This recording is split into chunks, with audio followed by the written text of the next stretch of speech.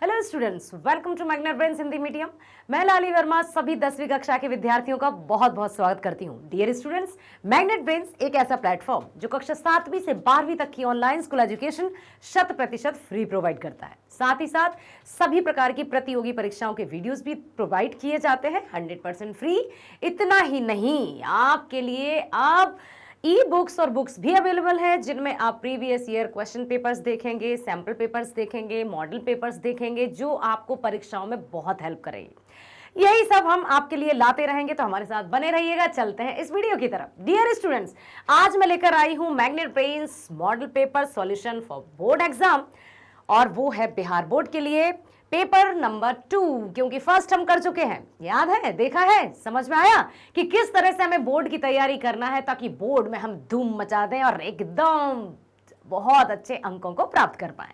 आइए चलते हैं और देखते हैं कि किस तरह की बुक्स हैं आपके लिए। देखिए यहाँ पर ये सब कुछ है आपके लिए। कक्षा 10वीं मॉडल पेपर्स, हिंदी जो भी बिल्कुल लेटेस्ट पैटर्न पर आधारित रहेंगी। आपका न्यू सिलेबस है वो भी इनमें इंक्लूडेड है। तो बहुत ही सुंदर और व्यवस्थित तरीके से वेल ऑर्गेनाइज सब कुछ इनमें शामिल है जो कि आपको परीक्षाओं में हेल्प करने वाला है। दूसरा, आप देख सकते हैं प्रीवियस ईयर क्वेश्चंस जो कि आपकी विगत कक्षाओं में, विगत वर्षों में जितने भी परीक्षाएं हुई हैं उन सब का विवरण मिलेगा यहाँ पर। तो आप लिंक पर जरूर जाइएगा ताकि आप इन बुक्स का लाभ उठा सकें और आपको ये परीक्षाओं में और प्रतियोगी परीक्षाओं में बहुत अच्छे से अव्वल कर सकें। जी हाँ, तो अब चलते हैं हम इस पेपर की तरफ, मॉडल पेपर नंबर 2। जिस तरह का पेपर हमारी बोर्ड परीक्षा में आने वाला है, ये पेपर हम करेंगे यहीं पर कि किस तरह से पेपर आएगा, कितना समय सीमा रहेगी, किस तरह के निर्देश रहेंगे और किस प्रकार से हमें पेपर सॉल्व करना है, सब कुछ जानेंगे, समझेंगे इस वीडियो में। सो प्लीज बहुत ध्यान पूर्वक देखिएगा वीडियो को शुरू से लेकर अंत तक। किसी भी कंडीशन में स्किप मत कीजिएगा, अदरवाइज आपने जरा सा भी कुछ स्किप किया और वही आपकी परीक्षाओं में आ गया तो फिर कहेंगे कि लाली मैडम ने ये तो करवाया ही नहीं। देखिए, सुनिए, ध्यानपूर्वक अच्छे से देखिए, ठीक है, ताकि सब कुछ आप देख पाए, समझ पाए। ठीक है, चलो तो चलते हैं। सबसे पहले हम चलते हैं सामान्य निर्देशों की तरफ, जो कि रहेगा समय 3 घंटे और 15 मिनट। 3 घंटे का समय है हमारा पेपर करने के लिए और 15 मिनट का समय दिया है आपको रीड करने के लिए। पेपर को आप रीड करेंगे, बहुत अच्छे तरीके से पढ़ लीजिएगा। पढ़कर हम ये डिसाइड कर लेते हैं कि हमें कौन सा क्वेश्चन सॉल्व करना है, कौन से का उत्तर, क्योंकि विकल्प भी दिए जाते हैं, क्या करना है, कैसे करना है, सब कुछ आप रीडिंग टाइम में यहाँ पर डिसाइड कर लेंगे। पूर्णांक है आपके 100। ठीक है, तो अब पढ़ते हैं हम पहला निर्देश। परीक्षार्थी यथासंभव अपने शब्दों में ही उत्तर दें। सब्जेक्टिव प्रश्नों की बात कर रहे हैं हम यहाँ पर कि जब भी बात हो खंड बा की, जहां पर आपको लिखने होंगे प्रश्नों के उत्तर, तो जो आपने समझा है उसमें आप उत्तर दे सकते हैं। जरूरी नहीं कि जो किताब में लिखा है एज इट इज आप वही परीक्षा में लिख कर आएंगे तब आपको नंबर मिलेंगे। आप हैं क्रिएटिव, आप हैं एडवांस्ड, तो आपने जो भी समझा है, जो भी सुना है, उसको अपने शब्दों में आप लिख सकते हैं। अगला है, दाहिने और हाशिए पर दिए हुए अंक पूर्णांक निर्दिष्ट करते हैं। अर्थात जो आपका क्वेश्चन पेपर होगा, इस तरफ आपके प्रश्न के समक्ष जो नंबर दिए गए होंगे उनसे आप ये पता लग जाएगा आपको कि हाँ ये प्रश्न इतने नंबर का है, तो हमें शब्द सीमा के अनुरूप लिखना होगा। ठीक है, अगला है, उत्तर देते समय परीक्षार्थी यथासंभव शब्द सीमा का जरूर ध्यान रखें, अवश्य ध्यान रखें, क्योंकि अब दी है वहां पर 25 से 30 शब्द और हम लिखे जा रहे हैं, एक पेज भर दिया, फिर भी हमारा आंसर चल रहा है, तो उसमें आपको अंक नहीं मिलने वाले हैं। नहीं कि भाई ज्यादा लिखेंगे, ज्यादा सप्लीमेंट्रीज लेंगे तो हमें बहुत ज्यादा नंबर मिल जाएंगे। नो, जितना पूछा है व्यवस्थित तरीके से उतना ही आपको लिखना है ताकि सटीक तरीके से आपको अंक प्राप्त हो सके। ठीक है, अगला है, इस प्रश्न पत्र को पढ़ने के लिए परीक्षार्थियों को 15 मिनट का अतिरिक्त समय दिया गया है। ध्यानपूर्वक पेपर पढ़ना है और ये 15 मिनट का जो रीडिंग टाइम दिया है इसमें पेपर को ही रीड करना है। ठीक है, यह प्रश्न पत्र 2 खंडों में है, खंड आ और खंड बा। ठीक है, अब देखते हैं कि खंड आ में है 100 वस्तुनिष्ठ प्रश्न। 100 वस्तुनिष्ठ प्रश्न है, इनमें से किन्हीं 50 प्रश्नों का उत्तर देना है। बहुत ही मतलब आप सोचो कि 100 प्रश्नों में से 50 का उत्तर देना है, कितना अधिक, और उनमें भी विकल्प रहेंगे, सही का आपको चयन करना होगा। 100 में से 50 को आपको आंसर लिखने होंगे जो कि ओएमआर शीट में। ओके, यदि कोई परीक्षार्थी 50 से अधिक प्रश्नों का उत्तर देते हैं तो प्रथम 50 प्रश्नों का ही मूल्यांकन किया जाएगा। प्रत्येक के लिए 1 अंक निर्धारित है, अर्थात 50 नंबर के हैं आपके वस्तुनिष्ठ प्रश्न। यदि कोई परीक्षार्थी 50 से अधिक प्रश्नों का उत्तर देते हैं तो प्रथम 50 प्रश्नों का ही मूल्यांकन किया जाएगा। प्रत्येक के लिए 1 अंक निर्धारित है, इसलिए भूल कर भी भूल मत कीजिएगा। ये मत सोचिएगा कि जल्दबाजी में मैं ओएमआर शीट में फिल कर दूं और फिर पता चले ओ शिट मैंने तो ये गलत कर दिया, तो चलिए नेक्स्ट 51, 52, 53 कर दूं। 50 तक या 50 तक जो भी आप सर्कल फिल कर देंगे ओएमआर शीट में, उन्हीं को चेक किया जाएगा, बाकी को चेक नहीं किया जाएगा। इस बात का ध्यान रखिएगा, ठीक है। इनका उत्तर उपलब्ध कराए गए ओएमआर उत्तर पत्रक में दिए गए सही वृत्त काले नीले बॉल पेन से भरें। वृत्त मतलब समझते हो, गोला, ठीक है। जो भी ओएमआर शीट का गोला दिया रहता है उसको बहुत अच्छे से फिल करना होगा। कौन से कलर से? या तो आप काले से कर दें या फिर आप नीले से कर दें। इसके अलावा दूसरा कोई कलर आपको यूज नहीं करना है और गोले को इस तरह से भरना होगा, बिल्कुल। बहुत ऐसे ऐसे मत करना कि लो भाई हो गया गोला, नहीं है, ठीक है। सही तरीका ये है, पूरी तरह से जो ओएमआर शीट का गोला है, जो वृत्त है, उसको पूरी तरह से फिल करना है। किसी भी प्रकार के व्हाइटनर या तरल पदार्थ, ब्लेड, नाखून आदि का उत्तर पुस्तिका में प्रयोग करना एकदम मना है, अन्यथा परीक्षा परिणाम अमान्य होगा। यदि आपने बिल्कुल सही भी किया है और किसी भी गोले को या वृत्त को आपने इस तरह से नाखून से खरोच दिया या व्हाइटनर लगा के दूसरे को टिक कर दिया तो वो आपकी ओएमआर शीट चेक ही नहीं होगी, तो इस बात का ध्यान रखिएगा। खंड बा में कुल 6 विषयनिष्ठ प्रश्न है, सब्जेक्टिव प्रश्न है। प्रत्येक प्रश्न के सामने अंक निर्धारित है। अगला है, किसी प्रकार के इलेक्ट्रॉनिक उपकरण का प्रयोग पूर्णतः वर्जित है, पूर्णतः मना है। तो किसी भी तरह की, चाहे वो डिजिटल वॉच हो या कोई भी इस तरह की सामग्री लेकर बिल्कुल मत जाइएगा। प्रश्न संख्या 1 से जो है, प्रत्येक प्रश्न के साथ 4 विकल्प दिए गए हैं जिनमें से कोई एक सही है और इन्हीं प्रश्नों में से आपको 50 के उत्तर देना है। चलो तो चलते हैं पहले प्रश्न की ओर। पहला प्रश्न है, जाति प्रथा का श्रम विभाजन किस प्रकार का है? हाँ, जाति प्रथा का श्रम विभाजन किस प्रकार का है? डॉक्टर भीमराव अंबेडकर जी द्वारा रचित चैप्टर याद है? तो का है अस्वाभाविक, खा है स्वाभाविक, गा है सार्थक या फिर घा निरर्थक। तो जाति प्रथा का जो श्रम विभाजन है वो एकदम अस्वाभाविक है। ये कौन सी बात हुई कि जिस जाति में जिसने जन्म लिया है उसका जन्म से पहले ही बच्चे का काम निर्धारित हो जाएगा कि जो कार्य पिता कर रहा है, जो भी व्यवसाय या पेशा पिता कर रहा है, उसी को उसकी संतान को करना पड़ेगा। अपनी रुचि के अनुसार कोई भी पेशा चेंज या बदल नहीं सकते हैं। हकर्स थे, का वनस्पति वैज्ञानिक, खा भूगर्भ शास्त्री, गा प्राणी वैज्ञानिक, घा पुरातत्वविद। तो हकर्स थे वनस्पति वैज्ञानिक, याद रखिएगा। अगला प्रश्न है, जाति प्रथा के अनुसार श्रम विभाजन का आधार क्या है? तो का मनुष्य की रुचि, खा रोजगार सृजन, गा पैतृक पेशा, घा कौशल क्षमता। तो जो जाति प्रथा के अनुसार श्रम विभाजन का आधार क्या था, जस्ट अभी हमने चर्चा की कि क्या मनुष्य की रुचि के अनुसार उसको श्रम दिया जाता था, कार्य दिया जाता था, या उसका रोजगार में सृजन होता था, या फिर पैतृक जो पिता पेशा या व्यवसाय अपनाते थे उसी को संतान को अपनाना पड़ता था, या फिर कौशल क्षमता जिसमें जो स्किल है उस आधार पर। तो जाति प्रथा का तो पैतृक ही था, जो पिता द्वारा कार्य किया जा रहा है, जिस पेशे को पिता ने अपनाया है उसी को पुत्र को अपनाना ही होगा, ये उसकी मजबूरी है। अगला है, किससे मोटर की चमक दमक को कोई खतरा नहीं था? का खोखा से, खा मदन से, गा पड़ोस के बच्चों से, या फिर घा सेन साहब की पुत्रियों से। तो जो मोटर की चमक दमक थी, बड़े अच्छे से रखते थे, उसको मतलब किससे खतरा नहीं था? तो सेन साहब की पुत्रियों से, क्योंकि उनको तो गाड़ी के इर्द गिर्द भी भटकने की परमिशन नहीं थी। अगला प्रश्न है, देवनागरी लिपि क्या है?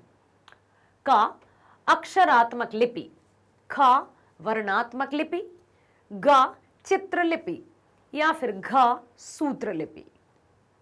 तो देवनागरी लिपि जो है वो है अक्षरात्मक लिपि, क्योंकि हम देखते हैं ना कि हिंदी की लिपि कैसी है, देवनागरी, और देवनागरी में क्या लिखे जाते हैं, अक्षर, ठीक है, इसलिए इसको अक्षरात्मक कहा जाता है। बड़ों के बाद क्या आता है, ऋषि, ठीक है। आगे चलते हैं। बा ध्वनि का उच्चारण स्थान क्या है, बा, बा बताइए। का कंठ से होता है क्या इसका उच्चारण, खा ओष्ठ से होता है, होठों से होता है, या गा दंत से, दांतों से होता है, या फिर घा मूर्धन्य से होता है, ठीक है। तो बा का तो प्रोनाउंस ओष्ठ से होता है, होठों से ही तो बोलते हैं बा, ठीक है। चलो आगे चले। समूहवाचक संज्ञा है। सबसे पहले तो आपको यह पता लगाना होगा कि समूहवाचक किसका उपभेद है, जातिवाचक का। Very nice. और कौन सा भेद है, जातिवाचक के दो हैं, द्रव्यवाचक और समूहवाचक। तो समूहवाचक संज्ञा इनमें से कौन सा है, का सभा, खा घोड़ा, ग दयालु, घा सोना।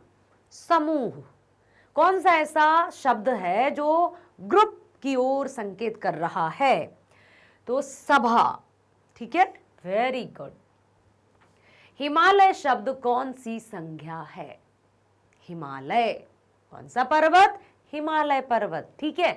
तो का है जातिवाचक, खा है व्यक्तिवाचक, गा है समूहवाचक, घा है भाववाचक।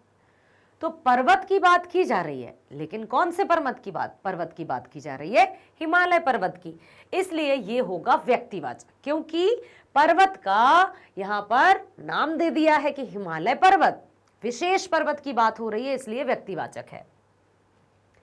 सेन साहब के पुत्रियों में से एक थी, का आरती, खा भारती, गा गायत्री, या घा बंटी।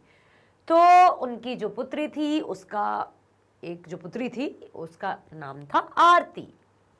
अगला है श्रम विभाजन और जाति प्रथा गद्य की कौन सी विधा है, याद है किसी को, बिल्कुल जो हमने पाठ पढ़ा था उसमें सामने ही लिखा था, इंट्रोडक्शन, हाँ याद है आपको। तो बताइए श्रम विभाजन क्या है, का कहानी, खा निबंध, गा शब्द चित्र, या घा डायरी। तो श्रम विभाजन है निबंध का अंश, ठीक है। अगला प्रश्न है, मैक्स मूलर ने मानव सभ्यता का मूल स्रोत किसे माना, मैक्स मूलर कौन थे, हाँ भारत से हम क्या सीखें, चलो भाई मैं नहीं बताती हूं।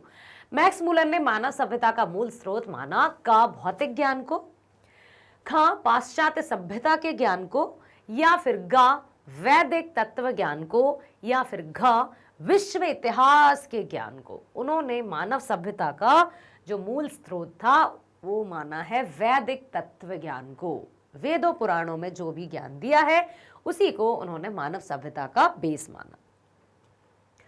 अगला प्रश्न है, भारत से हम क्या सीखें, गद्य पाठ का जर्मन भाषा से हिंदी में भाषांतरण किसने किया है, अनुवाद किसने किया है, बताइए। का है राम विलास शर्मा, खा है गुणाकर मूले, गा है अशोक वाजपेयी जी, घा है डॉक्टर भवानी शंकर त्रिवेदी।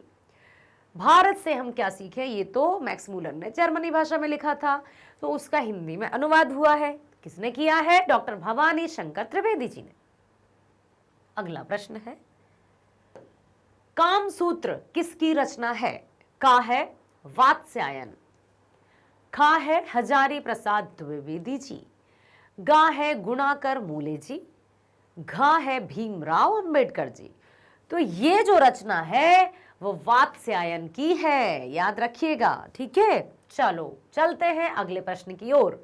गिरीश में कौन सी संधि है, गिरीश, गिरी धन ईश, गिरी धन ईश, छोटी ई बड़ी ई बड़ी, जैसे प्लस माइनस क्या हो जाता है माइनस, प्लस प्लस क्या हो जाता है प्लस, माइनस माइनस हो जाता है प्लस, ठीक है। तो अब इसी तरह से छोटी ई प्लस बड़ी ई क्या हो जाती है, बड़ी।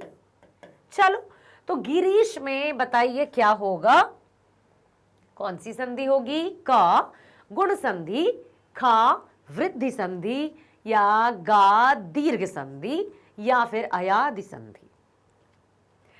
ये होगी दीर्घ संधि। ठीक है, याद आया? हाँ, चलते हैं अगले प्रश्न की ओर। अत्यंत का संधि विच्छेद करना है। अत्यंत का संधि विच्छेद करेंगे तो किस तरह से होगा? क्या का अति धन अंत होगा, या फिर ख अति धन प्लस भी कह सकते हैं, अति प्लस अंत होगा, ग अत प्लस अंत होगा, या फिर घ अतः प्लस अंत होगा? अत्यंत। Okay, very good. अति प्लस अंत हो जाता है अत्यंत। अगला प्रश्न है, निम्नलिखित में से किस शब्द में यण संधि है? यण संधि। क संशय, ख सूर्योदय, ग अत्याचार, या घ राकेश? कौन सी संधि पूछी गई है? यण संधि। तो यण संधि का जो उदाहरण है वो अत्याचार है। ठीक है।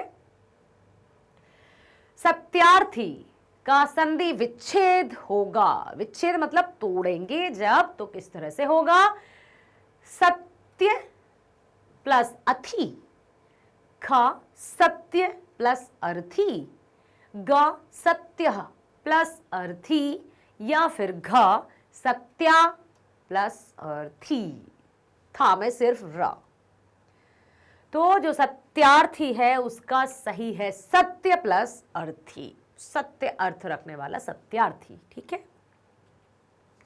पहले के मनुष्य नाखून क्यों बढ़ाते थे? नाखून क्यों बढ़ते हैं? हाँ, तो अपनी रक्षा के लिए, ख सुंदर लगने के लिए, गा कुरूप लगने के लिए, या फिर घ दूसरों की रक्षा करने के लिए। पहले का जो आदि मानव था वो अपनी रक्षा करने के लिए नाखूनों को बढ़ाता था। अगला प्रश्न, गुणाकर मूले का जन्म किस राज्य में हुआ? इस तरह के प्रश्न पूछ लिए जाते हैं। तो जब भी हम चैप्टर पढ़ेंगे तो एक काम कीजिए, आप सुनिए ध्यान से, जो भी आपके पाठ्यक्रम में शामिल चैप्टर है परीक्षाओं के लिए, तो इस पेज को लीजिए आप, आपकी जो उत्तर पुस्तिका आपने बनाई होगी उसमें इस तरह से कॉलम कीजिए, यहां लिख दीजिए आप क्रमांक, ठीक है, पाठ का नाम, कवि, ठीक है, रचनाएं, फिर आ जाएगा ठीक, समझ में आ रहा है, जन्म या मृत्यु की डेट लिख देंगे आप यहाँ रचनाएं लिख देंगे, और इस तरह से। तो एक कॉलम इस तरह से आप तालिका बना लेंगे ना, टेबल, तो बहुत इजी पड़ जाएगा। क्योंकि इस तरह से जब प्रश्न पूछे जाएंगे तो परीक्षाओं के समय भी आपको बार बार पुस्तक ये उठाना वो पलटने की आवश्यकता नहीं होगी। बहुत इजी हो जाएगा कि आप, अच्छा ओके, पाठ पहला ये है, इसके कवि का नाम ये है, उनका जन्म ये हुआ, उनकी रचनाओं के नाम ये है। तो जब आपको रिवीजन करेंगे, अभ्यास करेंगे परीक्षाओं में, तो बहुत अच्छे से आप कर पाएंगे बेटा, ध्यान रखिएगा। ओके। गुणाकर मूले का जन्म किस राज्य में हुआ था? तो महाराष्ट्र में हुआ था। अगला प्रश्न है, गुणाकर मूले की प्रारंभिक शिक्षा किस परिवेश में हुई? कैसा वातावरण था? क नगरीय, ख ग्रामीण, ग उच्च स्तरीय, या फिर घ इनमें से कोई नहीं।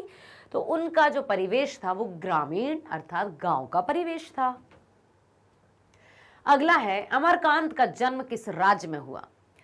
क मध्य प्रदेश, ख आंध्र प्रदेश, ग उत्तर प्रदेश, या घ बिहार? अमरकांत जी का जन्म हुआ था उत्तर प्रदेश में। अगला प्रश्न, अमरकांत ने सतीश चंद्र कॉलेज बलिया से इंटरमीडिएट कब किया? कौन से सन में किया था उन्होंने इंटरमीडिएट? क है 1945, ख 1946, ग 1846, या फिर घ 1845? कब उन्होंने परीक्षा पास की थी? तो 1946 में। किसने? अमरकांत जी ने। अगला, साहित्य की परंपरा का मूल्यांकन करते हुए सबसे पहले हम किस साहित्य का मूल्य निर्धारित करते हैं? जब भी साहित्य की परंपरा का मूल्यांकन किया जाए तो सबसे पहले हम किस साहित्य का मूल्य निर्धारित करते हैं?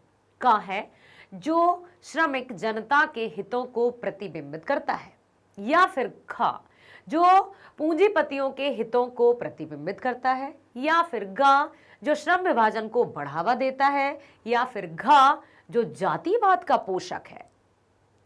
किस तरह के साहित्य की परंपरा का हम सबसे पहले मूल्य निर्धारित करते हैं? तो जो श्रमिक जनता के हितों को प्रतिबिंबित करता है कि आखिर जो निम्न वर्ग के लोग हैं उनका कल्याण किस तरीके से किया जा सकता है और उनकी भलाई के लिए कौन कौन से कदम उठाए जा सकते हैं, उनको ही पहले किया जाता है। अगला, सुख दुख। कौन सा समास है? सुख दुख। जो बराबरी के पद हो, पूर्व पद भी इक्वल, उत्तर पद भी इक्वल, दोनों। सुख दुख का द्वंद्व, खा द्विगु, ग अव्यय भाव, या फिर घ कर्मधार है। तो यहां पर बात आती है द्वंद्व समास, क्योंकि दोनों पद बराबरी के होते हैं, कोई छोटा कोई बड़ा नहीं। ठीक है, और भी आ सकते हैं, दाल चावल, सुबह शाम, दिन रात, भाई बहन। ठीक है, बहुत सारे आ सकते हैं। अगला है संगीतज्ञ में समास। संगीतज्ञ, आप पता है कैसे किया करो? आप जब भी कोई समस्त पद आपके समक्ष आ जाए, समस्त पद मतलब ये पूरा पूरा समास एक शब्द है, तो समस्त पद कहा जाता है। और जब इसको हम विग्रह करेंगे, विग्रह करना मतलब जब हम उसको तोड़ कर लिखेंगे तो ये किस तरह से आएगा? कैसे आएगा? संगीत में ज्ञानी, ऐसे तरह से में आएगा, या के आएगा, या से आएगा। तो में के से कहाँ होता है? कारक। कारक कौन से समास में होते हैं? तत्पुरुष में। ऐसा कुछ, चलो देख लेते हैं। का है द्विगु। द्विगु का तो पूर्व पद संख्यावाचक होता है, मतलब इसमें संख्या कहीं है ही नहीं, तो द्विगु तो होगा नहीं। खा, अभी अभी हमने देखा द्वंद्व, जिसके दोनों पद बराबर होंगे, तो एक है संगीत यज्ञ, ये भी नहीं।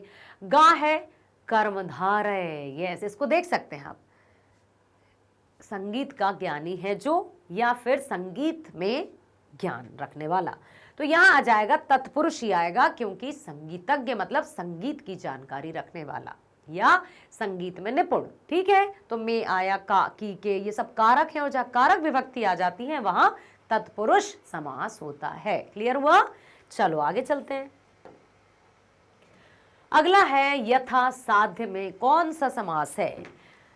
जिस समस्त पद का पूर्व पद अव्यय हो। अव्यय कौन से शब्द कहलाते हैं? अविकारी। अव्यय, अव्यय मतलब अव्यय या अविकारी शब्द, ऐसे शब्दों को कहा जाता है जो खर्च नहीं होते। खर्च नहीं होते इन द सेंस कि जो परिवर्तित नहीं होते, चाहे किसी भी स्त्रीलिंग, पुल्लिंग, काल, वचन, हर स्थिति में वो सेम रहते हैं। तो यथा साध्य, यथा से क्या और भी शब्द बनते हैं? तो का द्वंद्व है? बिल्कुल नहीं है। खा अव्यय भाव है क्या? क्या पूर्व पद अव्यय है जो कि स्त्रीलिंग, पुल्लिंग, काल, वचन, लिंग के अनुसार सेम ही रहे, या फिर कर्मधारय है या तत्पुरुष है?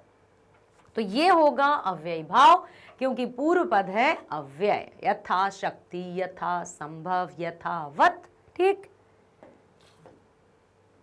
अगला चतुर्वेद में समास बताइए। अभी अभी मैंने कुछ कहा था, क्या कहा था? कि चलो एक बार और आपकी सुन लेती हूं। का है चतुर्वेद में क्या द्विगु समास होगा, ख कर्मधारय होगा, या ग अव्यय भाव होगा, या फिर घ द्वंद्व होगा? तो जिस समस्त पद का पूर्व पद संख्यावाचक हो। क्या यहाँ कहीं संख्या दिख रही है? चतुर्वेद, 4 वेदों की बात की जा रही है। वेरी गुड, तो फिर कौन सा होगा? द्विगु। ओके, वेरी गुड, बहुत बढ़िया। अगला है उज्जैनी शब्द में कौन सा उपसर्ग है? का उत, खा अप, गा अपि, या फिर घा अपो। पूछा गया है उज्जैनी, और जब कहीं जा जा मतलब आता है तो वो जा किस में परिवर्तित हो जाता है? याद है किसी को? ये हो जाएगा आपका उत। यस, उत ही इसका सही जवाब है। अगला, साहित्य में विकास प्रक्रिया किस तरह संपन्न होती है? का है समाज की तरह, खा है जंगल की तरह, गा है शहर की तरह, या घा परिवार की तरह। तो साहित्य में विकास की प्रक्रिया होती है समाज की तरह, क्योंकि कहते हैं ना साहित्य ही समाज का दर्पण होता है। जित जित मैं निरखत हूं, पाठ का संबंध किससे है? जित जित मैं निरखत हूं, याद है आपको? चले देखते हैं। का है शंभू महाराज, खा है लच्छू महाराज, गा है बिरजू महाराज, या फिर घा किशन महाराज। तो जित जित मैं निरखत हूं बिरजू महाराज के जीवन पर आधारित है ये चैप्टर। अगला है जित जित मैं निरखत हूं, किसकी रचना है? रचना किसकी है? का अमरकांत जी, ख बिरजू महाराज जी, ग रामविलास शर्मा जी, या फिर घ मैक्स मूलर। तो ये रचना है बिरजू महाराज की। अगला प्रश्न, अशोक वाजपेयी ला शत्रुज में कितने दिनों तक रहे थे? का है 19 दिन, खा है 7 दिन, गा है पूरा 1 महीना, या फिर घा 20 दिन। तो वो रहे थे सिर्फ 19 दिन। अगला, अशोक वाजपेयी ने 24 अक्टूबर से 10 नवंबर 1994 तक कुल कितनी रचनाएं की थी? का 5 कविता 7 गद्य, खा 15 कविता 17 गद्य, गा 25 कविता 27 गद्य, या फिर घा 35 कविता 27 गद्य 24 अक्टूबर से 10 नवंबर तक। तो ये थी उनकी 35 कविताएं और 27 गद्य उन्होंने लिख लिए थे। क्योंकि एक कवि या रचनाकार का जो हृदय रहता है वो पूरी तरह से समर्पित रहता है लेखन के लिए। अब आया प्रश्न अगला, सज्जन में कौन सा उपसर्ग है? का सम, खा सिर्फ सा, ग सत, ता के नीचे हलंत कहते हैं इसको, मतलब आधा ता, या फिर घ सु। अभी अभी हमने उज्जैनी की बात की थी, ठीक है? तो यहां भी वही लॉजिक लगाइए कि जब वहां उत था तो यहां क्या होगा? सत। वेरी गुड, बहुत बढ़िया, ये हुई ना बात। आगे चलते हैं। निराभिमान में कौन सा उपसर्ग प्रयुक्त हुआ है? निराभिमान, बताइए। का निर, खा सिर्फ नी, गा अभी, या फिर घ अपि। तो इसमें भी हुआ है निर। अगला प्रश्न है, समाविष्ट में किस उपसर्ग का प्रयोग हुआ है? समाविष्ट, का है सा, खा है सत, गा है सम, या घा है सु। तो इसमें हुआ है सम। अगला है, दाता में प्रत्यय बताइए। दाता में प्रत्यय मतलब जो वे शब्दांश जो शब्द के बाद में लगते हैं, ठीक है? का है आ, खा है आऊ, गा है ता, या फिर घा या। तो दाता, ता, ठीक है? विनोद कुमार शुक्ल को साहित्य अकादमी पुरस्कार कब मिला था? का सन 1992, या फिर 1937, या फिर 1940, या 1990। तो उनको मिला था साहित्य अकादमी पुरस्कार सन 1940 में। झोले में कितनी मछलियां थी? मछली चैप्टर याद है? बच्चे भी साथ में गए थे। तो झोले में कुल कितनी मछलियां थी? का 5, खा 3, गा 2, या फिर घा 6। जल्दी बताओ। उसमें थी 3 मछली। अगला है, यतीन्द्र मिश्र जी का जन्म कब हुआ? का 1977, खा 1897, गा 1918, या फिर घा 1919। तो यतीन्द्र मिश्र जी का जन्म हुआ था सन 1977 में, तभी तो उनको युवा रचनाकार भी कहा जाता है। अगला है, यतीन्द्र मिश्र का जन्म किस प्रदेश में हुआ था? का मध्य प्रदेश, खा उत्तर प्रदेश, गा बिहार, या घ राजस्थान। यतीन्द्र मिश्र जी का जन्म हुआ उत्तर प्रदेश में। अगला प्रश्न, हरिजन के संपादक कौन थे? हरिजन संपादक एडिटर कौन थे? का माखनलाल चतुर्वेदी जी, या फिर महात्मा गांधी जी, डॉक्टर विद्यानिवास मिश्र जी, या अज्ञे कौन थे? इसके संपादक माखनलाल चतुर्वेदी, जिनके नाम से यूनिवर्सिटी भी है। अगला है, होनहार में किस प्रत्यय का प्रयोग हुआ है? प्रत्यय अंत में लगने वाला, उपसर्ग पूर्व में लगने वाला। तो होनहार में किस प्रत्यय का प्रयोग हुआ है? का, ता, खा, एया, गा, हार, या घा अक। होन प्लस हार।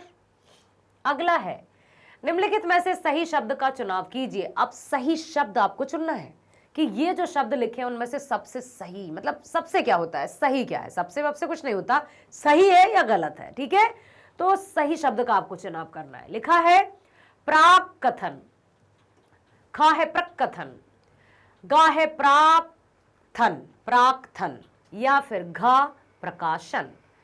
तो सही शब्द है पहला प्राक कथन। अगला प्रश्न, निम्नलिखित में से सही शब्द का चुनाव कीजिए। अब फिर आपको सही शब्द चुनना है। का है परिणति, खा है परिणीत, गा है परिणति, या घा परिणीत। अब देखो आप यहां पर बताइए कि निम्नलिखित में से सही शब्द कौन सा है। तो ये है आपका परिणति। रा में भी छोटी की मात्रा, ता में भी छोटी की मात्रा, परिणति। निम्नलिखित में से सही शब्द का चुनाव कीजिए। बहुत ध्यान पूर्वक आपको ये शुद्ध शब्द और शुद्ध वाक्यों का अभ्यास करना है, ध्यान रखना है। आप देख रहे हैं ना कितने प्रश्न आ रहे हैं जो पूरा पूरा 1 नंबर आपको देंगे। तो सही शब्द है का तहसीलदारी, खा तहसीलदारी, खा तहसीलदारी, या फिर घा तहसीलदारी। क्या होता है, तहसीलदारी। तो पहला ही सही है। अगला, अहिंसा दिवस किस तारीख को मनाया जाता है। का 20 जनवरी, खा 18 फरवरी, गा 2 अक्टूबर, या फिर घा 15 अगस्त। तो अहिंसा दिवस मनाया जाता है 2 अक्टूबर, जिस दिन गांधी जयंती भी है। अगला प्रश्न है गुरु नानक जी का जन्म स्थान है। का नंदग्राम, खा तलवंडी ग्राम, गा गुरुग्राम, या घा बेलसंडी ग्राम। तो उनका जन्म स्थान पूछा गया है। जन्म स्थान याद है आपको? यस, उनका जन्म स्थान है तलवंडी। अब प्रश्न कभी कभी ऐसे भी पूछ लिए जाते हैं कि उनके जन्म स्थान को क्या कहा जाता है। गांव का नाम ये है, लेकिन उस जन्म स्थान को क्या कहा जाता है, ये गांव भी किसी उससे पहचान से जाना जाता है। हो सकता है इस तरह के भी प्रश्न हो। ओके, देखिए वही आ गया। गुरु नानक का जन्म स्थान कहा जाता है, गांव था तलवंडी। अब जो उनका जन्म स्थान है उसको क्या कहा जाता है। का गुरुग्राम, खा गुरु साहेब, गा नानक ग्राम, या फिर घा नानकाना साहब। तो उनके जन्म स्थान को कहा जाता है नानकाना साहब। अगला है कवि रस खान ने प्रेम बरन किसे कहा है। गा का नंद बाबा को, खा यशोदा मैया को, गा गोपियों को, या घा श्री कृष्ण को। तो कवि रस खान ने प्रेम बरन किसे कहा है। प्रेम बरन कहा है श्री कृष्ण को, क्योंकि प्रेम, अनुराग और मनमोहन सब कुछ श्री कृष्ण ही है। प्रेम की पराकाष्ठा, जहां जब भी प्रेम की चर्चा की जाती है श्री कृष्ण और राधे का नाम तो सर्वोपरि आता है। अगला है निम्नलिखित में से शुद्ध वाक्य है। अभी हमने देखे थे शुद्ध शब्द को छांटना था, अब हमें देखना है कि शुद्ध वाक्य को छांटना है। ठीक है। का देश की मौजूदा वर्तमान व्यवस्था ठीक नहीं है। अगला है देश की वर्तमान मौजूदा व्यवस्था ठीक नहीं है, या फिर देश की वर्तमान और मौजूदा व्यवस्था ठीक नहीं है, या फिर अगला लास्ट, देश की वर्तमान व्यवस्था ठीक नहीं है। क्या होगा? वर्तमान भी है, मौजूदा भी है। तो वर्तमान और मौजूदा तो मतलब एक ही है, क्योंकि उर्दू शब्द है। ठीक है, इसलिए ये इन दोनों का शब्द का अर्थ तो एक ही है, इसलिए यही सही है। ठीक। अगला है, फिर आया है शुद्ध वाक्य कौन सा है। पहला, उसे मृत्यु दंड की सजा मिली है। अब यहां पर भी ध्यान देखना, ये भी है, ये भी है। ये मेरी किताब है। अगला है, उन्हें समझ में आ जाएगा। अगला है, आपकी दही बहुत खट्टी है। आपकी दही बहुत खट्टी है। सही जो शुद्ध वाक्य है वो यही है। ओके, उसे मृत्यु दंड की सजा मिली है। ठीक है। अब यहां पर मृत्यु दंड दिया जाए या 5 साल कारागृह में बंद किया जाए, बेचारे परेशान हो जाते थे। ठीक, चलो आगे चलते। शुद्ध वाक्य फिर आ गया उसी से प्रश्न, उसने बढ़िया व्याख्यान बोला, व्याख्यान बोला। फिर है अगला खा, लड़के कुर्सियों पर बैठे हैं। अगला है मेरे को अपनी पुस्तक देकर जाना, मेरे को मुझे होता है ना। अगला है मोहन का व्यवहार अच्छा नहीं है। तो शुद्ध वाक्य होगा इसमें मोहन का व्यवहार अच्छा नहीं है, क्योंकि उसने बढ़िया व्याख्यान बोला। व्याख्यान के साथ दिया था, क्योंकि बोला और व्याख्यान सेम ही है। लड़के कुर्सियों पर बैठे हैं, मेरे को मुझको, तो मोहन का व्यवहार अच्छा नहीं है। ये वाक्य के हिसाब से ये चीज सही है। अगला है टीस का लिंग निर्णय करें। स्त्रीलिंग है, पुल्लिंग है या उभयलिंग है? टीस, टीस पुल्लिंग, ख स्त्रीलिंग, गा उभयलिंग या फिर घ इनमें से कोई नहीं। तो टीस सी उठ रही है, उठ रही है। यदि कहते टीस सा उठ रहा है तो पुल्लिंग में जाता, टीस सी उठ रही है तो स्त्रीलिंग में जाएगा। अगला है नंद नंद किसे कहा गया है? नंद बाबा को, बलराम को, श्री कृष्ण को या ग्वाल बालकों को? किसके लल्ला कहलाते थे? यस, कहा गया है श्री कृष्ण को। अगला है रीति मुक्त काव्यधारा के सिरमौर कवि किन्हें माना जाता है? रीति मुक्त काव्यधारा सिरमौर कवि कहे जाते हैं का प्रेमधन, खा घनानंद, गा रसखान या घा कबीर। तो कहा जाता है घनानंद जी को, याद रखिएगा। अगला है जहां प्रतिष्ठा नहीं वहां क्या रहना। यह बात किसके मन में उत्पन्न हुई? का किशोर, खा निर्मला या फिर गा बहादुर या फिर घा लेखक? ये थी बात बहादुर की, क्योंकि अब तो लेखक उस पर शक भी कर रहे थे और उसकी पिटाई भी लगा दी थी, इसलिए उसने सोचा कि अब यहां से चले जाना चाहिए। अब है अगला कि घनानंद किसके सैनिकों द्वारा मारे गए थे? किसने भेज दिए थे सैनिक? बताइए। कवि, हाँ। का है शिष्य के, खा है राजा के, गा है दूसरे कवि के या घा नादिर शाह के सैनिकों के द्वारा? बिल्कुल, तो जवाब भी है घा। अगला है ढोल का लिंग निर्णय करें। स्त्रीलिंग, पुल्लिंग, उभयलिंग या कोई नहीं? बताइए। ढोल बज रही है या ढोल बज रहा है? वाक्य बताइए। बज रहा है होगा या बज रही है? बज रही है तो स्त्रीलिंग, बज रहा है तो पुल्लिंग। ढोल बज रहा है, पुल्लिंग। अगला ठोकर का लिंग करना है आपको निर्धारण कि ठोकर लगा या ठोकर लगी, क्या होगा? तो ठोकर लगी, स्त्रीलिंग। Okay, very good. आया सब समझ में? बहुत बहुत बढ़िया। चलते हैं खंड बाकी तरफ, जो कि गैर वस्तुनिष्ठ प्रश्न है। अभी हमने टिक द करेक्ट किए, वस्तुनिष्ठ प्रश्न किए, अब आ गई है लिखने की बारी। यहाँ आंतरिक विकल्प आपको दिए जा रहे हैं। प्रश्न इस तरह से पूछे जाएंगे कि कोई 3 में से 2 कीजिए या 2 में से 1 कीजिए या 4 में से 3 कीजिए। आंतरिक रूप से विकल्प दिए हैं, प्रश्नों को ध्यान पूर्वक पढ़ना है। जितने अच्छे से प्रश्न पढ़ोगे उतने अच्छे से आप उत्तर दे पाओगे। तो आया है पहला प्रश्न, निम्नलिखित गद्यांशों में से किसी एक गद्यांश को पढ़कर नीचे दिए गए प्रश्नों के उत्तर दीजिए। प्रत्येक प्रश्न 2 अंकों का होगा। अब पढ़ते हैं।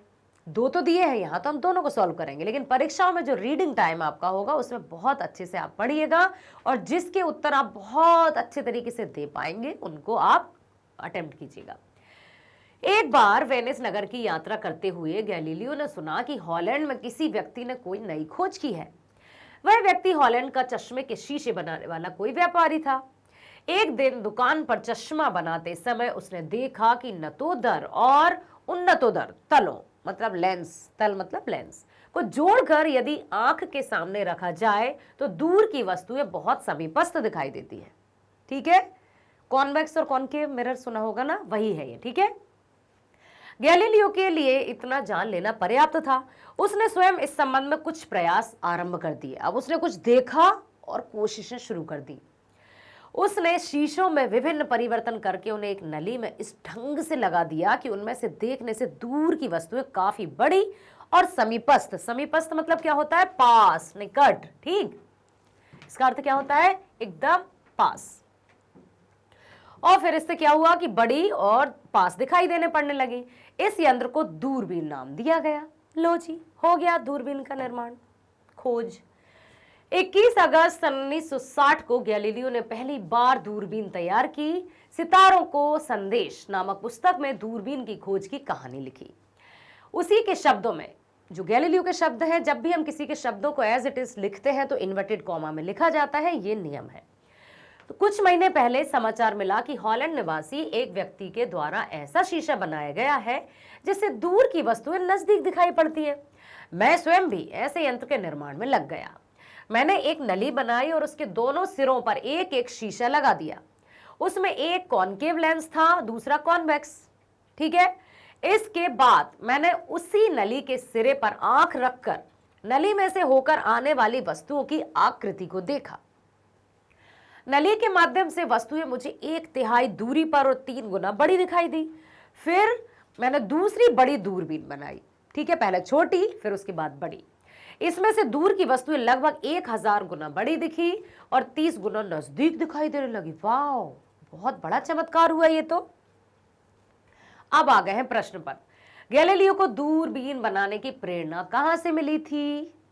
उत्तर कैसे लिखेंगे? गैलीलियो को दूरबीन बनाने के लिए हॉलैंड के चश्मे के शीशे बनाने वाले एक व्यापारी से मिली। ठीक है। अगला है, 2 प्रकार के ताल या लेंस कौन कौन से होते हैं? 2 प्रकार के लेंस है, का है नतोदर, खा है उन्नतोदर, कॉनकेव और कॉन्वेक्स। ठीक है। अगला, गैलीलियो की पहली दूरबीन में क्या गुण था? गैलीलियो की पहली दूरबीन का गुण था दूर की वस्तुएं काफी बड़ी और निकट दिखने लगी थी। अगला प्रश्न, दूसरी दूरबीन की शक्ति पहली दूरबीन से कितनी अधिक थी? जब उसने पहला बनाया तो ये था, लेकिन जब दूसरी दूरबीन बनाई तो उसमें कितनी शक्ति बढ़ गई थी? दूसरी दूरबीन की शक्ति पहली दूरबीन की तुलना अधिक में थी। इससे दूर की वस्तुएं लगभग 1000 गुना बड़ी और 30 गुना नजदीक दिखने लगी थी। 1000 गुना बड़ी और 30 गुना नजदीक। ठीक है। अगला, गैलीलियो की किस पुस्तक का नाम इस गद्यांश में लिया गया है? उत्तर है सितारों को संदेश। ये गैलीलियो की बुक है, याद रखिएगा। अब चलते हैं दूसरे गद्यांश की तरफ। मनुष्य को सुख पहुंचाने वाली वस्तुओं की कमी है, इसलिए अधिक मशीन बैठाकर उत्पादन में वृद्धि करने की जरूरत है।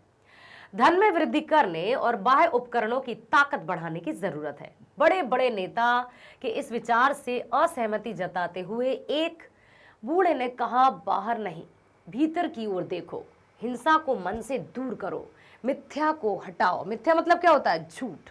क्रोध और द्वेष को दूर करो, गुस्सा और जलन की भावना, नफरत की भावना। ठीक है।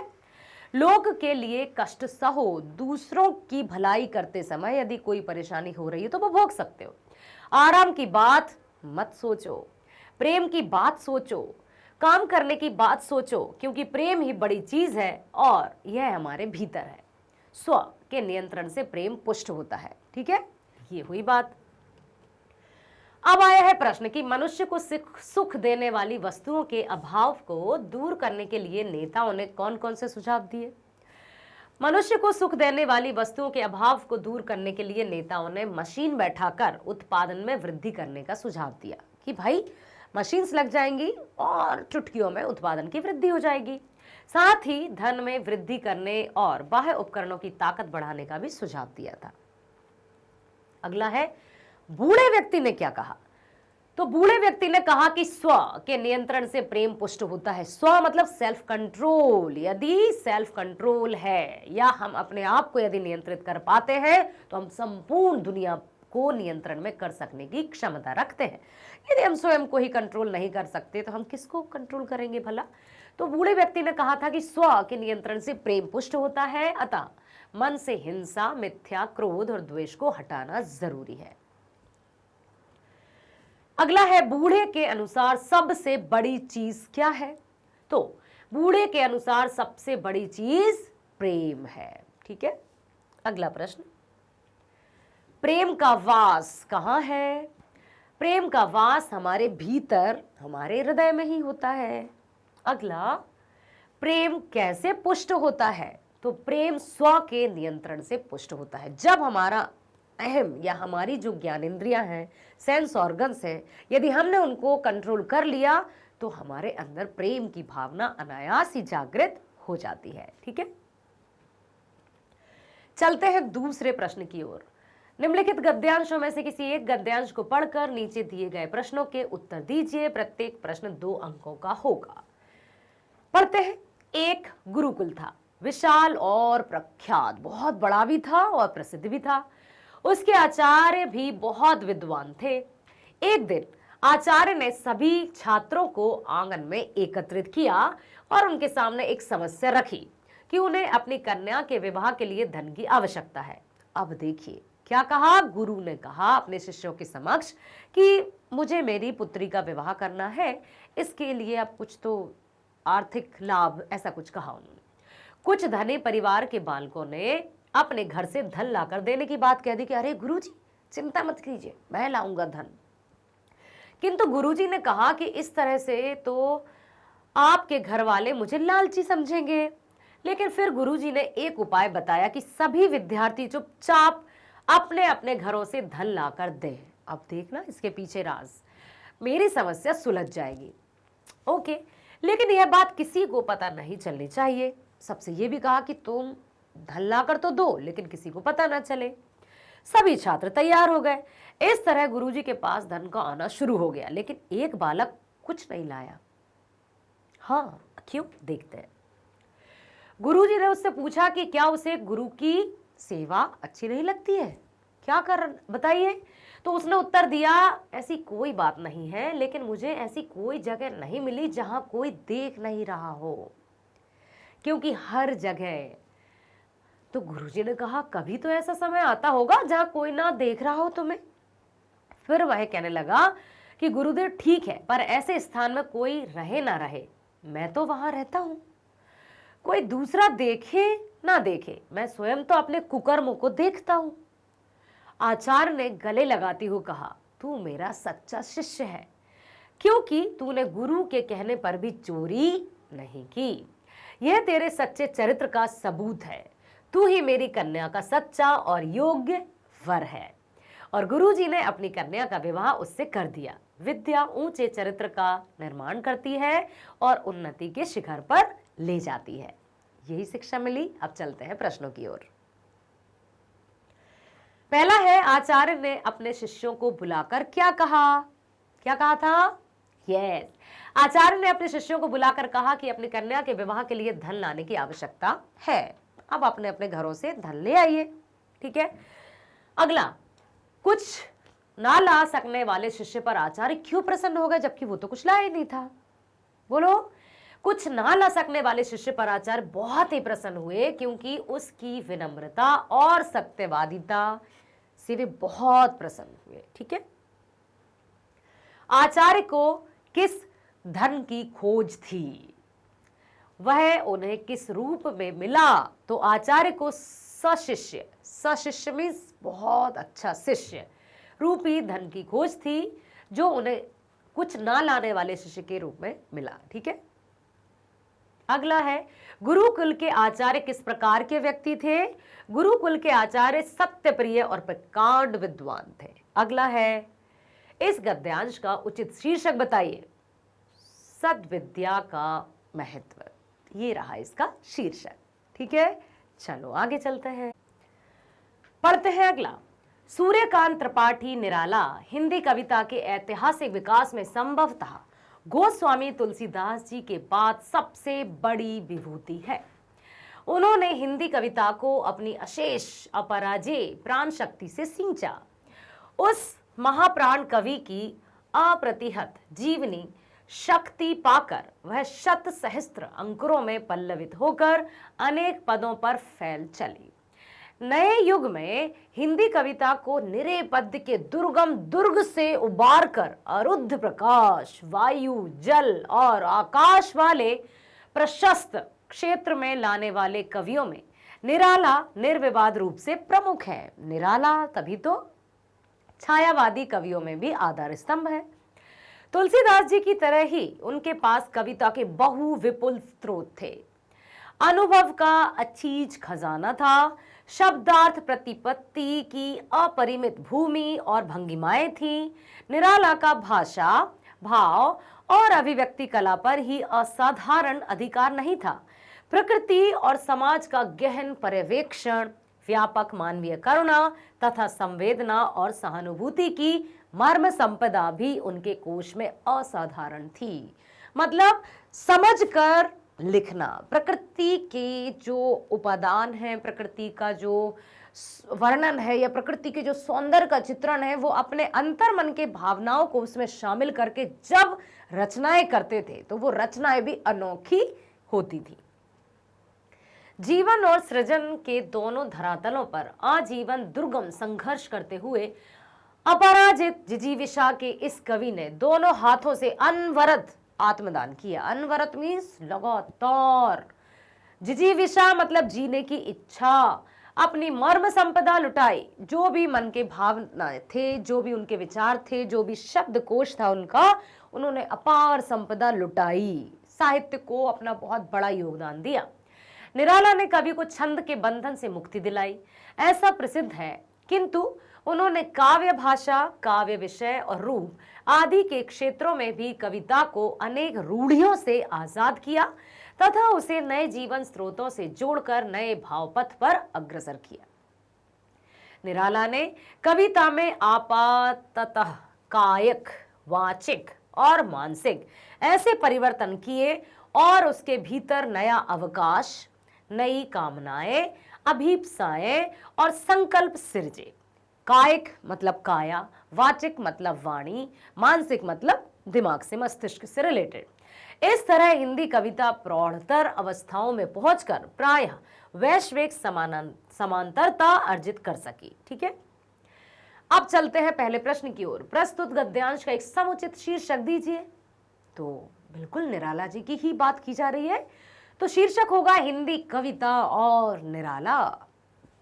अगला, लेखक हिंदी कविता के इतिहास में तुलसीदास के बाद सबसे बड़ी विभूति किसे मानते हैं? तो लेखक हिंदी कविता के इतिहास में तुलसीदास जी के बाद सूर्यकांत त्रिपाठी निराला को सबसे बड़ी विभूति मानते हैं। अगला प्रश्न है, तुलसीदास और निराला में कैसी समानताएं हैं? अपनी टिप्पणी दें। तुलसी और निराला में अनेक समानताएं हैं। दोनों में अनुभव का अक्षुण्ण भंडार है तथा दोनों में शब्दार्थ प्रतिपत्ति, जो शब्दों का बोध है, जो ज्ञान है, वो अपरिमित मतलब असीमित भूमि और भंगिमाएं हैं। दोनों के यहाँ जीवन और काव्य एक और अखंड है। ठीक है, अगला है, हिंदी काव्य के क्षेत्र में निराला के अवदान पर प्रकाश डालिए कि किस तरह से हिंदी साहित्य को निराला जी ने अपनी कविताओं के माध्यम से योगदान दिया। हिंदी काव्य के क्षेत्र में निराला के अवदान अत्यंत महत्वपूर्ण है। उन्होंने भाव, भाषा तथा अभिव्यक्ति कला के स्तर पर हिंदी कविता में नवीनता का संचार किया। उन्होंने कविता को छंद के बंधन से मुक्त किया तथा काव्य भाषा, काव्य विषय तथा रूप आदि के क्षेत्रों में भी कविता को अनेक रूढ़ियों से आजाद भी किया। अगला प्रश्न है, निराला ने कविता को किसके बंधन से मुक्ति दिलाई? छंद की बात हुई थी। ओके, तो निराला ने कविता को छंद के बंधन से मुक्ति दिलाई, मुक्त छंद कविताओं की रचना करके। तीसरा प्रश्न, निम्नलिखित में से किसी एक विषय पर दिए गए संकेत बिंदुओं के आधार पर लगभग 250 से 300 शब्दों में निबंध लिखिए। कौन कौन से हैं? देखो, पहला है स्वास्थ्य और व्यायाम, हेल्थ एंड एक्सरसाइज। अगला, खा समाचार पत्र, ज्ञान का सशक्त साधन। गा भारतीय पर्व। घा बेरोजगारी की समस्या, या फिर इंगा दुर्गा पूजा। चलो चलते हैं स्वास्थ्य और व्यायाम पर। जीवन एक आनंद है। इस आनंद का अनुभव वही व्यक्ति कर सकता है जिसका तन और मन दोनों स्वस्थ हो। यदि तन मन स्वस्थ ना रहे तो जीवन में कोई रस नहीं मिलता और कोई सफलता भी नहीं मिलती। अस्वस्थ व्यक्ति का जीवन व्यर्थ का बोझ बन जाता है। अच्छे स्वास्थ्य के लिए तन और मन दोनों का व्यायाम जरूरी होता है। तन के व्यायाम के लिए चाहिए क्या क्या? खेल कूद, योगासन, कसरत आदि। और मन के व्यायाम के लिए क्या चाहिए? अच्छे साहित्य का पठन पाठन और सत्संगति। संगति का प्रभाव मानसिक रूप से बहुत महत्वपूर्ण है। अच्छे विचारों और भावों के संपर्क में रहने से मन का व्यायाम होता है। शारीरिक क्रियाओं जैसे खेल कूद के विभिन्न प्रकारों से शरीर के रोगों से लड़ने की शक्ति बढ़ती है और स्वास्थ्य उत्तम हो जाता है। मन को स्वस्थ रखने का आशय है अपने उमंग, प्रेम, उत्साह, करुणा आदि भावों को स्वाभाविक बनाए रखना। मन को घृणा, द्वेष या जो बदले की भावना, निंदा की भावना, उसमें ना फंसने देना। इसके लिए साहित्य पढ़ना चाहिए, महापुरुषों की जीवनियां पढ़नी चाहिए। शारीरिक रूप से स्वस्थ रहने पर मन भी अपने स्वाभाविक रूप में बना रहता है। अतः शारीरिक व्यायाम मन को शक्ति प्रदान करते हैं। जिस समाज से व्यक्ति स्वस्थ होते हैं वह समाज भी स्वस्थ बनता है। ऐसा समाज ही प्रेम और करुणा का परिचय दे पाता है। यही कारण है कि अस्वस्थ शरीर वाले नगरीय समाज में चोरी और गुंडागर्दी की घटनाएं अधिक होती हैं। स्वस्थ समाज के लोग समाज में घुसे शत्रुओं का एकजुट होकर मुकाबला करते हैं। अच्छे स्वास्थ्य की प्राप्ति के लिए व्यायाम अनिवार्य कार्य है। व्यायाम की महत्ता का बखान करते हुए किसी कवि ने इसके द्वारा प्राप्त होने वाले लाभों के बारे में कहा है। क्या कहा है? स्वास्थ्य, आयु, बल, ओज, छवि, भूख, विद्र, धन, काम, रोग हरण, मंगलकरण कीजे नित व्यायाम। स्वास्थ्य, आयु, बल, ओज, छवि, भूख, विविध, धन, काम, रोग हरण, मंगलकरण कीजे नित व्यायाम। प्रतिदिन एक्सरसाइज करना चाहिए, योगा करना चाहिए। ठीक है, अब चलते हैं दूसरा है हमारा समाचार पत्र। क्या है? ज्ञान का सशक्त माध्यम। ओके, देखते हैं समाचार पत्र। डेली या नियमित रूप से पढ़ने से हमारी पठन शक्ति विकास होता है, उसके कौशल में विकास होता है, साथ ही साथ तरह तरह की जानकारी हमें प्राप्त होती है जिससे हमारे ज्ञान में वृद्धि होती है।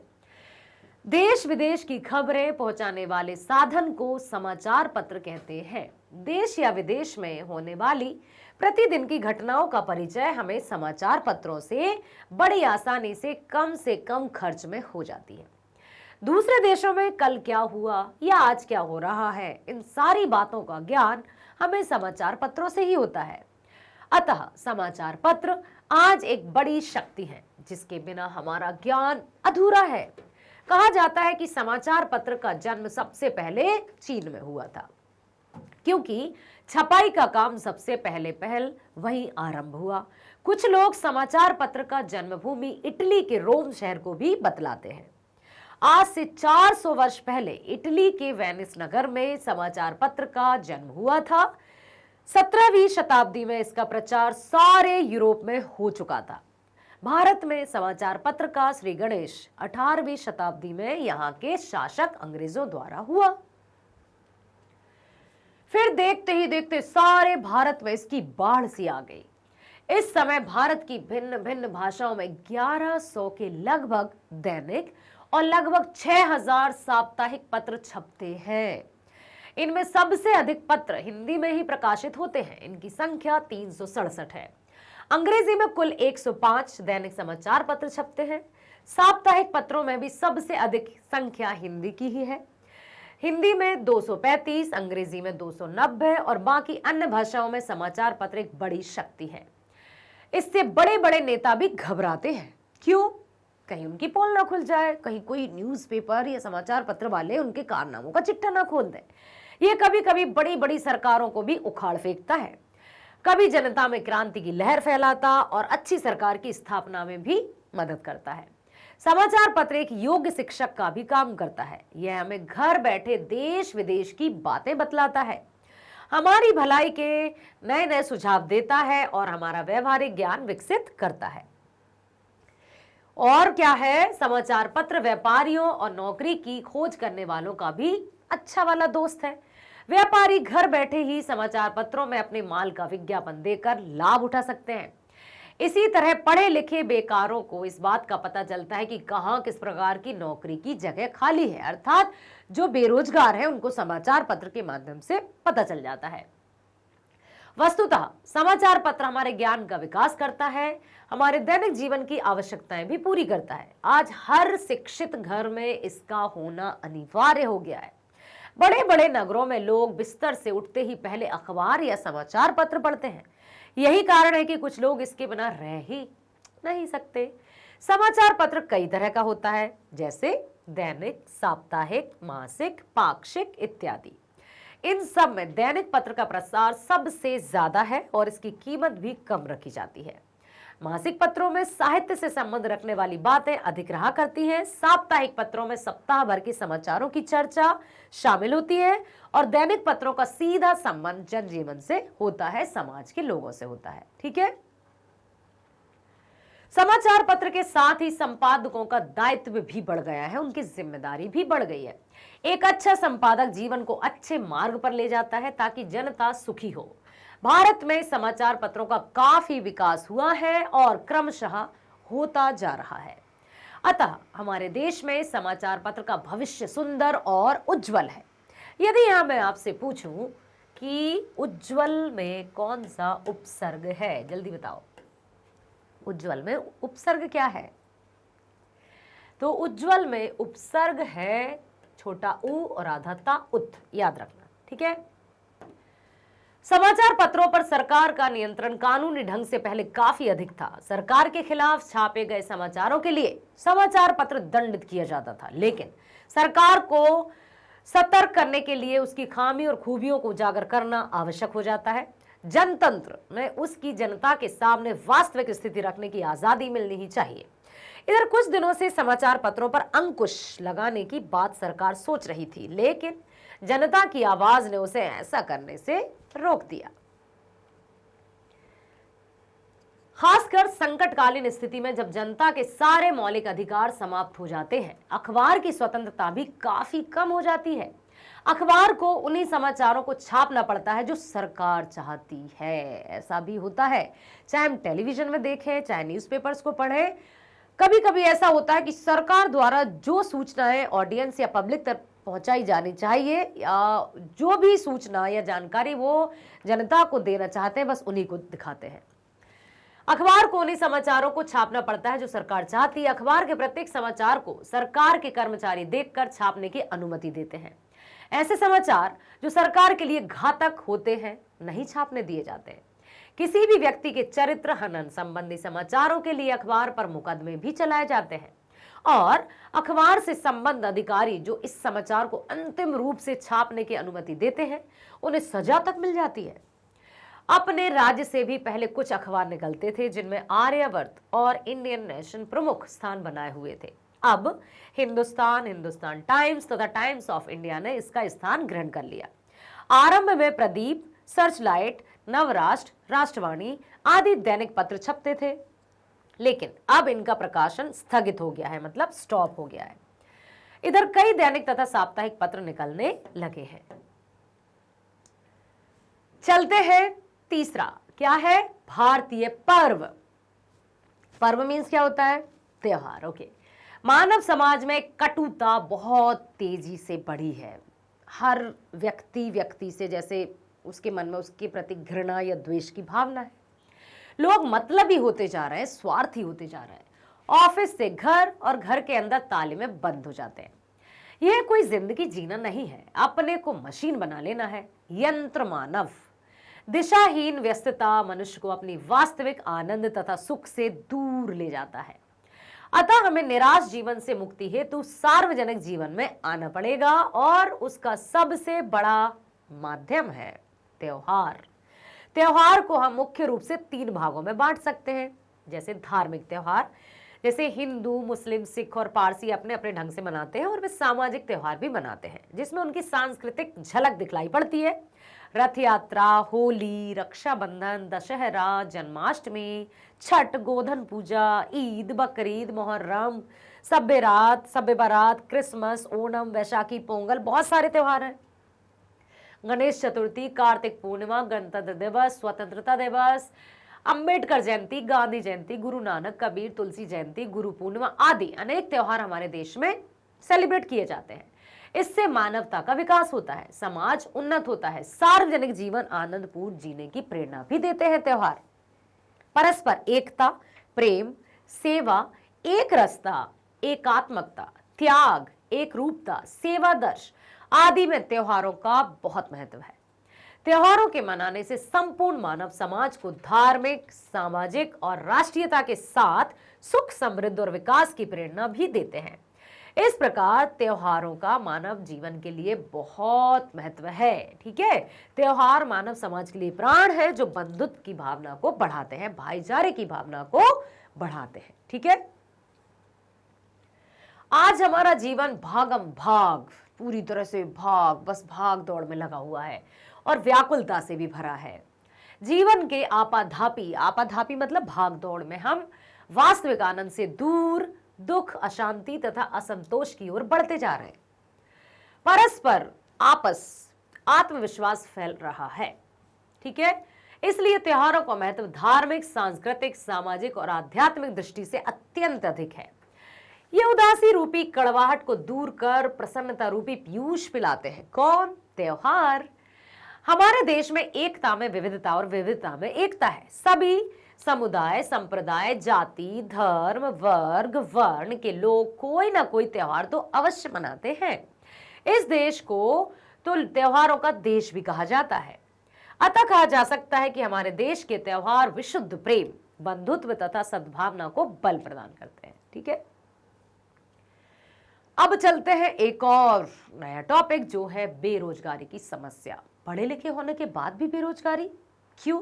आइए देखते हैं। आज भारत के सामने अनेक समस्याएं चट्टान बनकर प्रगति का रास्ता रोके खड़ी हैं। उनमें से एक प्रमुख समस्या है बेरोजगारी।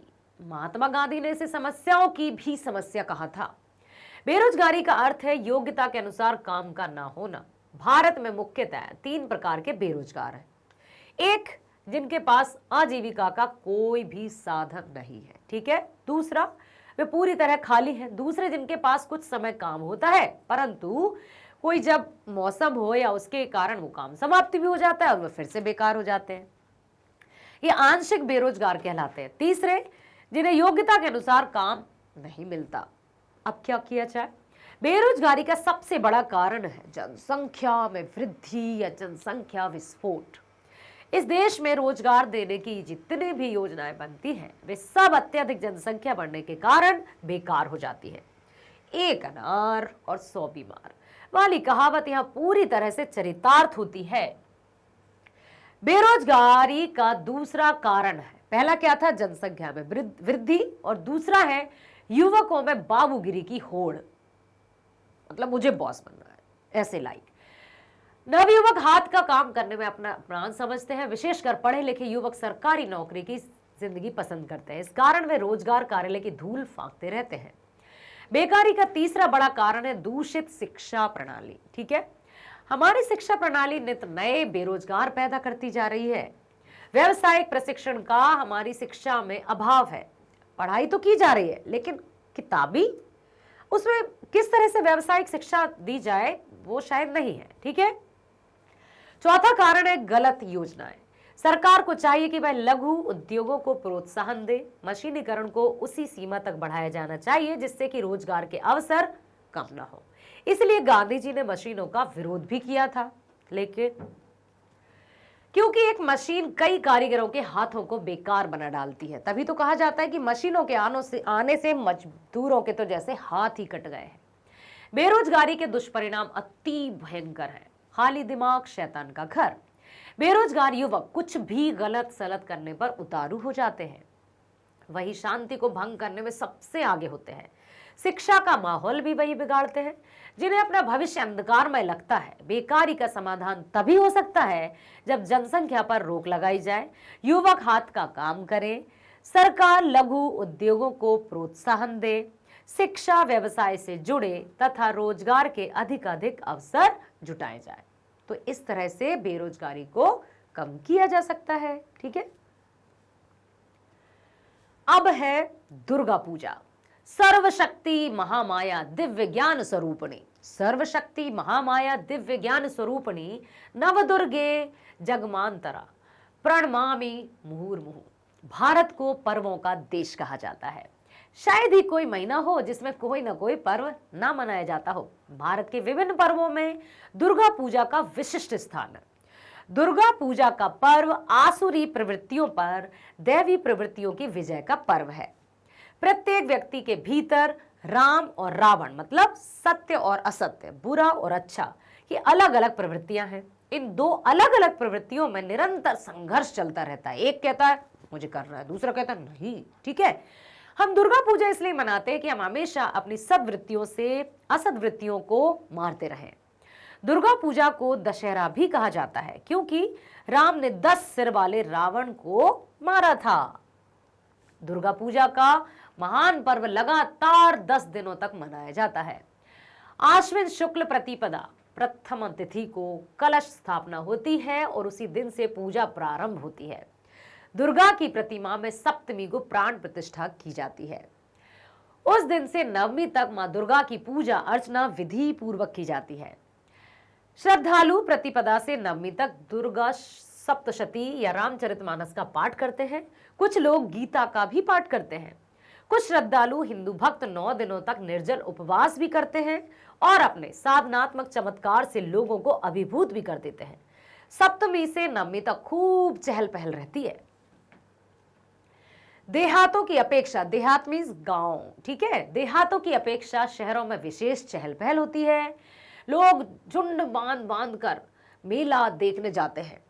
शहरों में बिजली की रोशनी में प्रतिमाओं की शोभा और निखर जाती है। विभिन्न पूजा समितियों की ओर से इन 3 रातों में गीत, संगीत और नाटकों के विभिन्न रंगारंग कार्यक्रम भी आयोजित किए जाते हैं।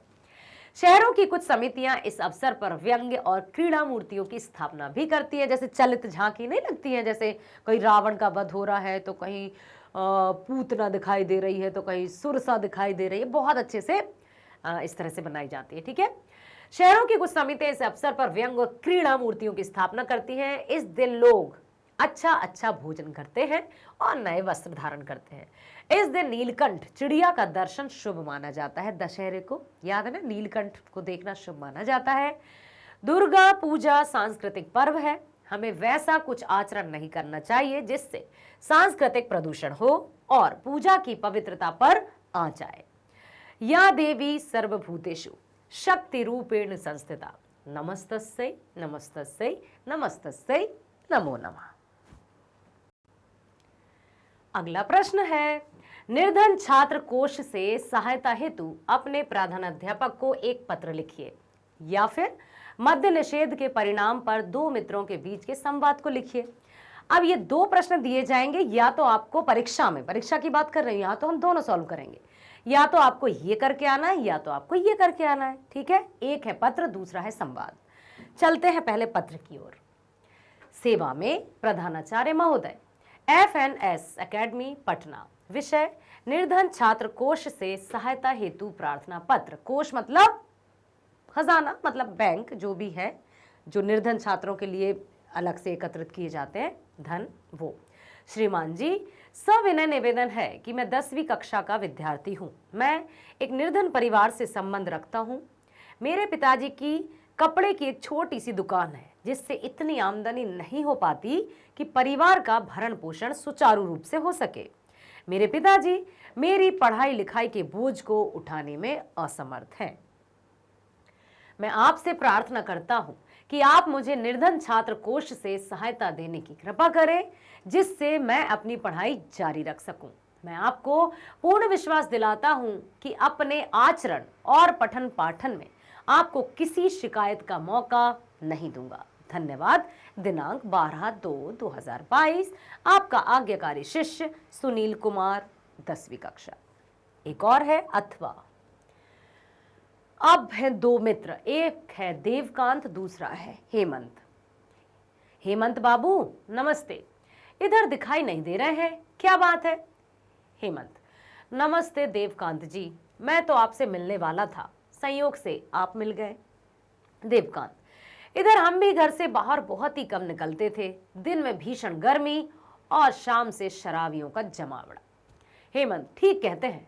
धन्यवाद बिहार के मुख्यमंत्री नीतीश कुमार जी का, जिन्होंने अत्यंत साहसपूर्ण कार्य कर पूरे राज्य में मद्य निषेध लागू कर दिया। देवकांत, नीतीश जी की हिम्मत सराहनीय है। सरकार को 3300 करोड़ रुपए का राजस्व शराब से मिलता था, अब सरकार की कमाई बंद हो गई है। हेमंत, बात तो सही है, 33 करोड़ का राजस्व किस काम का, जब समाज में सद्भावना ही ना रहे। आज सर्वत्र अमन चैन है, खासकर महिलाएं और बच्चे जो सबसे अधिक नुकसान उठाते थे आज सुखी हैं।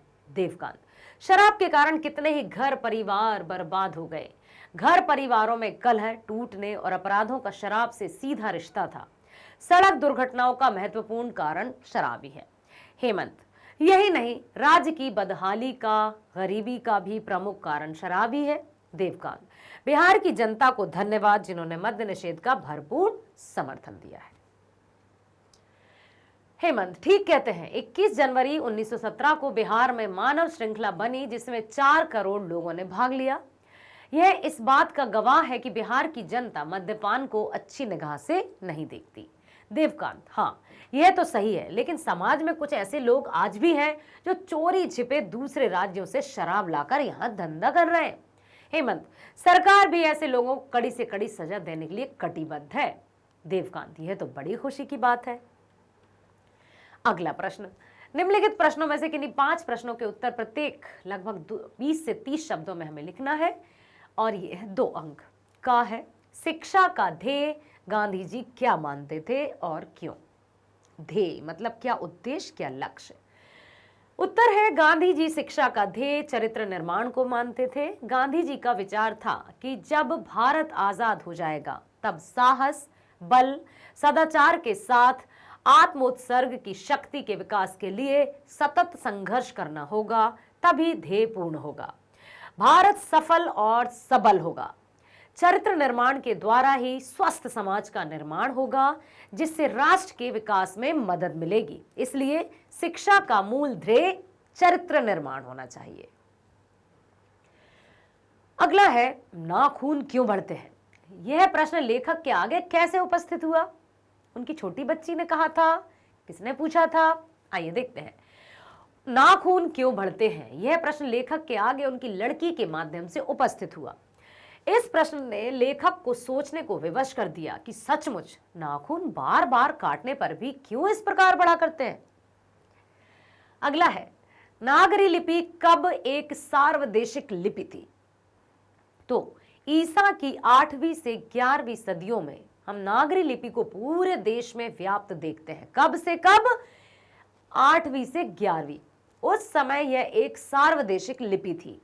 देश भर से नागरी लिपि के बहुत सारे लेख मिले हैं। अतः इस नागरी लिपि के उदय के साथ भारतीय इतिहास और संस्कृति के एक नए युग की शुरुआत होती है। कब से? नागरी लिपि से। पढ़ा था चैप्टर, याद है? अगला प्रश्न है, अपने विवाह के बारे में बिरजू महाराज क्या बताते हैं? तो उत्तर है, बिरजू महाराज की अवस्था जब 18 वर्ष की थी तभी मां ने शादी करा दी। मां यह सोचती थी कि इसके पिता यह शुभ दिन नहीं देख सके तो कम से कम मैं देख लूं। बिरजू महाराज के अनुसार मां ने यह गलत निर्णय लिया, जिससे महाराज पर इसका बुरा असर पड़ा। उनकी जवाबदेही काफी बढ़ गई, जिम्मेदारी और उत्तरदायित्व। फलस्वरूप वे नौकरी करने को विवश हुए, अन्यथा संभावना कुछ और ही हो सकती थी। अगला है, वाणी कब विष के समान हो जाती है? तो जब वाणी बाह्य आडंबर से संपन्न होकर राम नाम को त्याग देती है तब वह विष हो जाती है। राम नाम के अतिरिक्त उच्चरित ध्वनि काम, क्रोध, मद, लोभ आदि से परिपूर्ण होती है। जहां प्रभु नहीं, जहां परमात्मा का वास नहीं, वहां वाणी अशुद्ध हो जाती है और उसमें इस तरह के विचार उत्पन्न होने लगते हैं मस्तिष्क में। अगला है, कवि भारत माता का कैसा चित्र प्रस्तुत करता है?